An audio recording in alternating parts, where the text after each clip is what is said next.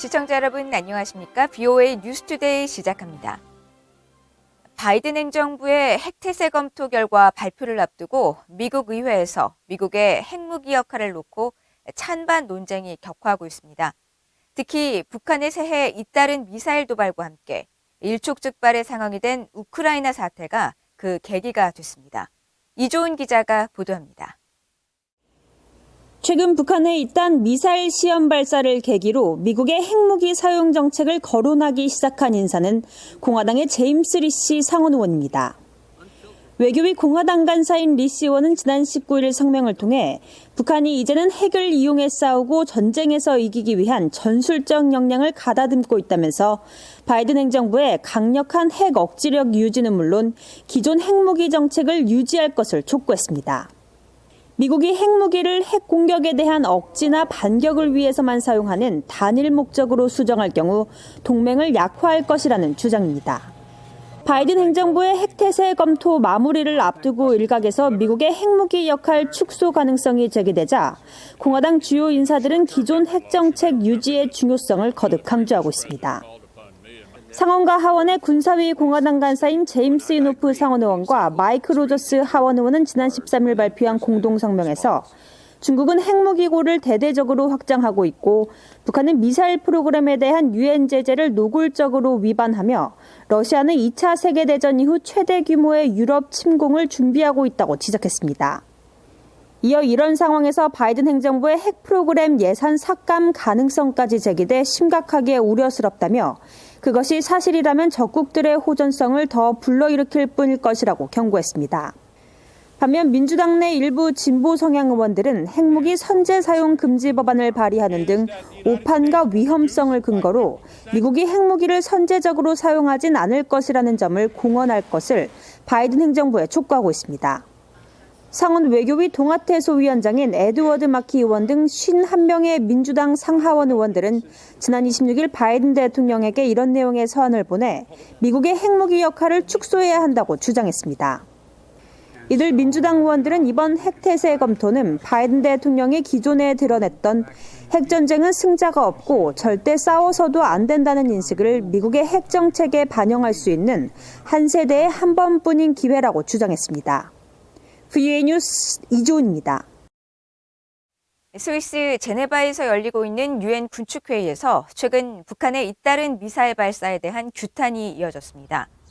제네바 주재 네덜란드 대표부의 로베르트 가브리엘스 군축대사는 27일 군축회의 본회의에서 북한의 최근 잇따른 미사일 발사를 주목하며 이 같은 행동을 강력히 규탄하고 북한의 거듭된 미사일 발사 중단과 핵무기와 탄도미사일 프로그램을 검증 가능하고 되돌릴 수 없는 방식으로 폐기할 것을 촉구했습니다.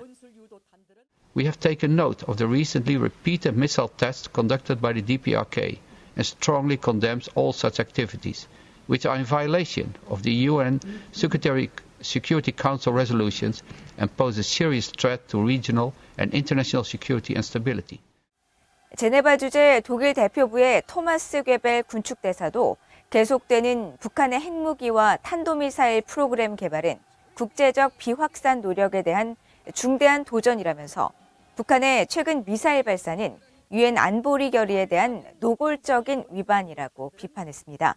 이어 제네바 주재 일본 대표부의 오가사와라 이치로 군축대사는 최근에 잇따른 탄도미사일 발사 등 북한의 핵무기와 탄도미사일 개발이 국제사회에 중대한 도전을 제기하고 있다고 지적하고 핵무기, 다른 대량 살상 무기와 모든 사거리의 탄도미사일뿐 아니라 관련 프로그램과 시설에 완전하고 검증 가능하며 되돌릴 수 없는 폐기에 전념하고 있다면서 북한은 모든 관련 유엔 안보리 결의를 준수하라고 촉구했습니다. 한편 북한의 제네바 주재 한대성 대사는 지난 25일 본회의에서 북한의 미사일 시험 발사는 주변 나라와 지역 안전에 위협이 되지 않는다면서 최근 북한의 신형 무기 시험은 국방과학발전 계획을 수행하기 위한 활동의 일환이라고 주장했습니다. 북한이 스위스 제네바에서 열리고 있는 유엔 군축회의의 5월 순회 의장국을 맡은 가운데 캐나다는 진전 없는 회의에 실망스럽다고 밝혔습니다. 캐나다 외교부는 28일 북한이 11년 만에 다시 순회 의장국을 수임하는 것과 관련한 BOA 질문에 캐나다는 적극적인 군축회의 회원국으로 유일한 다자간 협상 포럼을 인정한다면서도 지난 20년간 프로그램 채택을 막는 교착 상태가 지속되는 데 대해 매우 실망스럽다고 밝혔습니다. 북한은 영어 국가명 알파벳 순으로 회원국이 의장국을 맡는 유엔 규정에 따라 지난 2011년에도 군축회의를 주재했는데 당시 존 베어드 캐나다 외무장관은 북한의 의장국 수임은 터무니없는 일이라며 북한의 임기가 끝날 때까지 캐나다 대표단을 회의에 보내지 않을 것이며 순회 의장국 제도 변경을 추진할 것이라고 밝혔었습니다. 북한이 최근 탄도미사일을 잇따라 발사하며 긴장을 고조시키고 있는 가운데 미국과 일본이 주일 미군과 일본 자위대의 상호 운용성 개선을 위한 연례 연합훈련을 시작했습니다. 주한미군은 연기 가능성이 제기되는 미한 연합훈련과 관련해 동맹이 결정할 것이라는 기본적인 입장을 재확인했습니다. 박동정 기자의 보도입니다. 미국과 일본이 지난 26일부터 연례 연합훈련인 키넷지 2022 훈련에 돌입했습니다. 주일 미군은 28일 이 훈련이 북한 억제와 관련 있냐는 VOE의 서면 질의에 키넷지 2022 훈련을 위한 계획은 이미 1년 전에 시작됐다며 훈련 시나리오는 정치적 또는 지리적 상황과 관련이 없으며 어떤 국가를 대상으로 하지 않는다고 선을 그었습니다. 이어 이 훈련은 수년간 반복되는 일상적인 것이라면서 훈련의 목적과 실질적인 가치는 항상 미군과 일본 자위대의 상호 운용성을 개선하고 양측 간의 상호작용을 촉진하는 것이라고 강조했습니다.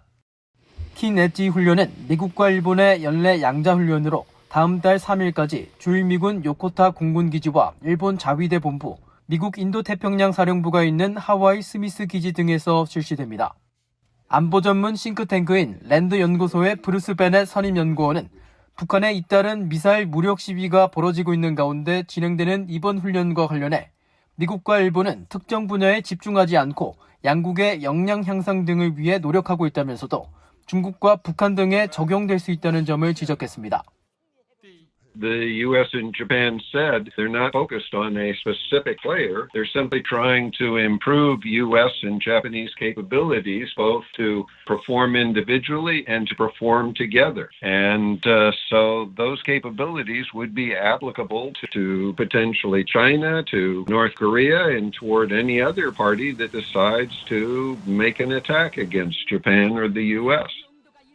이런 가운데 주한미군은 한국 내 일각에서 제기되고 있는 미한 연합훈련 연기 주장과 관련해 미한 동맹이 결정할 것이라는 기본 입장을 재확인했습니다. 리 피터스 주한미군 대변인은 28일 미한 연합훈련을 한국 내 대선과 코로나 상황을 고려해 4월로 연기할 가능성을 검토하고 있냐는 VOE의 서면 질의에 정책상 계획되거나 시행된 연합훈련에 대해선 언급하지 않는다면서 이같이 답했습니다. 미국과 한국은 통상 3월에 전반기 연합지휘소 훈련을 시행하는데 한국 언론들은 한국과 미국이 3월 대통령 선거와 신종 코로나 바이러스 급증 등을 고려해 연합훈련을 4월 중으로 연기하는 방안을 협의 중이라고 보도했습니다. 피터스 대변인은 이어 미국과 일본이 연합훈련을 강화하고 있는데 미한 연합훈련은 축소되는 이유에 대한 입장 요청에는 기존 입장을 재확인했습니다. 미한 동맹은 어떤 적이나 위협으로부터도 한국을 보호하기 위해 강력한 연합 방위 태세를 유지하면서 신뢰할 수 있는 억지를 제공하는 데 전념하고 있다며 기존 입장을 밝혔습니다. VOE 뉴스 박동정입니다. 미국 공화당의 영킴 하원 의원은 북한 정권을 파탄난 범죄 정권으로 규정하며 북한 여행 중 북한 당국에 의해 17개월 동안 억류되다 지난 2017년 6월 혼수 상태로 송환된 뒤 사망한 미국인 대학생 오토 원벼의 죽음에 대한 명확한 해명이 필요하다고 밝혔습니다. 영킴 의원은 최근 트위터를 통해 원벼의 부모가 법원으로부터 북한 자금 회수 허용 판결을 받은 데 대해 도덕적으로 파산한 범죄 정권에 의해 고문받고 살해된 아들의 상실은 돈으로도 보상할 수 없는 것이라며 이같이 밝혔습니다. 김 의원은 특히 미국은 원벼 사망과 관련한 북한 김씨 정권 역할에 대해 정의의 심판을 받고 원벼 유족에게 해명하도록 노력해야 한다고 강조했습니다.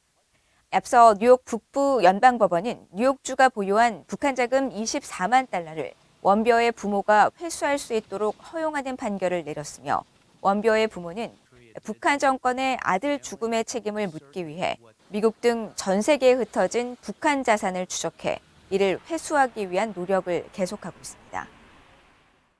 미국의 인권 전문가들은 북한의 최근 거듭된 미사일 발사에 대해 북한 정권이 주민 안위를 희생하며 무기 개발에 재원을 집중하는 무책임함을 보여주는 것이라고 비판했습니다. 로버트 킹 전 미국 국무부 북한인권 특사는 27일 VOA와의 전화통화에서 북한의 거듭된 미사일 발사는 북한이 미국, 한국과의 관계 개선을 통한 경제 개선과 인권 향상에 전혀 관심이 없다는 것을 보여주는 것이라고 지적했습니다. 또 북한 정권이 미국의 대북 적대시 정책을 거론하며 자위력 차원의 미사일 프로그램 개발을 주장하는 것은 막대한 군사비를 지출하면서 주민들을 위한 의료, 식량 분야에는 매우 적은 비용을 쓰는 것에 대한 핑계로 외부 위협을 거론하고 있다고 비판했습니다.